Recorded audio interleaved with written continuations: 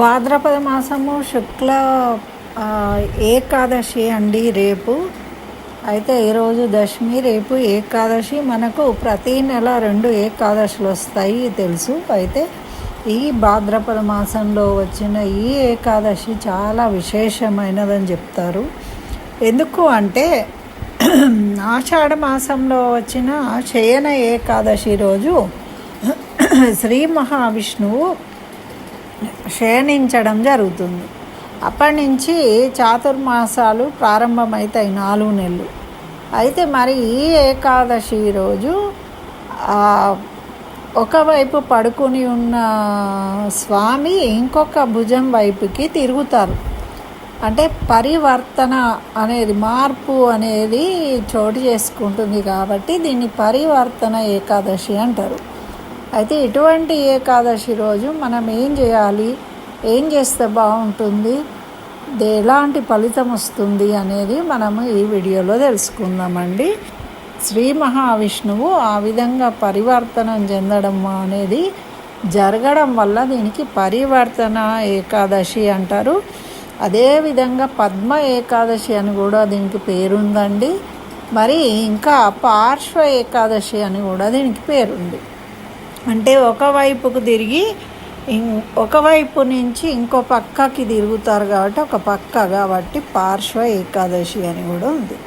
అయితే ఈ ఏకాదశి రోజు మనము, ఏకాదశి అంటే శ్రీ మహావిష్ణువును పూజించాలి. ఈ మాసాలలో మనం తప్పకుండా లక్ష్మీనారాయణలను పూజించాలండి. చక్కగా మనకెన్నో రకాల పువ్వులు దొరుకుతూ ఉంటాయి.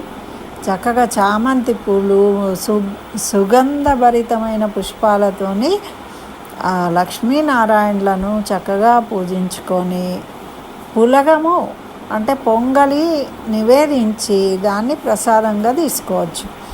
అయితే మనము ఉపవాసము ఉన్నామా లేమా అన్నది కాదు, భక్తితో ఆ స్వామిని స్మరిస్తూ చక్కగా పాటలు పాడుతూ మనం ఏదో ఒక రకంగా స్వామిని స్మరించడం అనేది ఇంపార్టెంట్.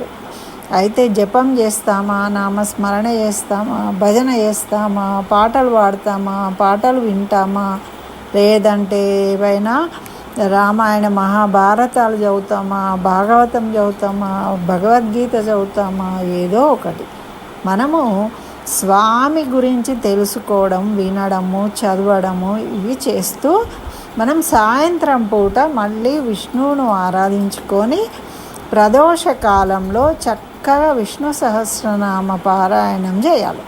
అయితే ఈ విధంగా మనం ఈ ఏకాదశి రోజు విష్ణు సహస్రనామ పారాయణం చేయడము అనేది చాలా ఎన్నో మామూలుగా చేసిన దానికన్నా కూడా ఎన్నో రెట్ల ఎక్కువ పుణ్యం కలుగుతుంది. ఈ ఏకాదశి రోజు చక్కగా నీళ్లను దానం చేయాలి. బియ్యము, పెరుగు, నెయ్యి, మరి చెప్పులు, గొడుగు ఇలాంటివి ఎవరైనా దక్షిణ సహితంగా బ్రాహ్మడికి దానం ఇవ్వడం వల్ల ఈ ఏకాదశి రోజు ఈ విధంగా ఎవరైతే చక్కగా ఆ విష్ణుమూర్తిని పూజిస్తారో వాళ్లకు ఉన్న అన్నీ కూడా సమృద్ధిగా లభిస్తాయి. ఫస్ట్ లక్ష్మీనారాయణలు పూజించడం వల్ల దేనికి లోటు అనేదే ఉండదు. కరువు కాటకాలు అనేవి ఉంటే కూడా మనకు తొలగిపోతాయి.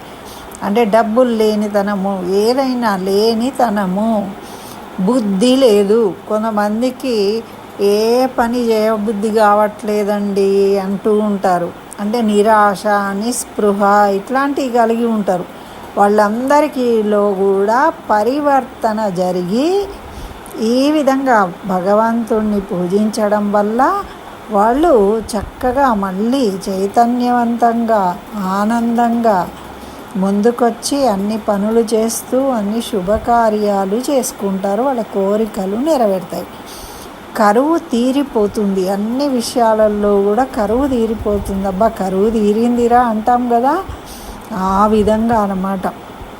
అన్నీ పుష్కలంగా లభ్యం అవుతాయి. జ్ఞానం కావచ్చు, చదువు కావచ్చు, ధనం కావచ్చు, సంతానం కావచ్చు, ఆనందం కావచ్చు, ఏదైనా కూడా ఇప్పటి వరకు జరిగిన దానికి ఏవైతే ఇబ్బందులు ఆటంకాలు అన్నీ ఉంటాయో అవన్నీ తొలగిపోయి అది మొత్తం మారిపోయి మనకన్నీ శుభాలు జరుగుతాయి.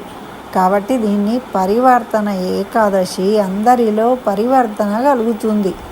కాబట్టి ఎవరైనా మొండి వాళ్ళు కానీ, చెప్తే వినని వాళ్ళు కానీ, ఇది చెయ్యము అని ఇలాంటి వాళ్ళు పిల్లలు ఎవరున్నా కూడా వాళ్ళని కూర్చోబెట్టి చక్కగా రేపు సాయంత్రం ప్రదోష వేళలో చక్కగా ఈ విష్ణు సహస్రనామ పారాయణం చేయించండి.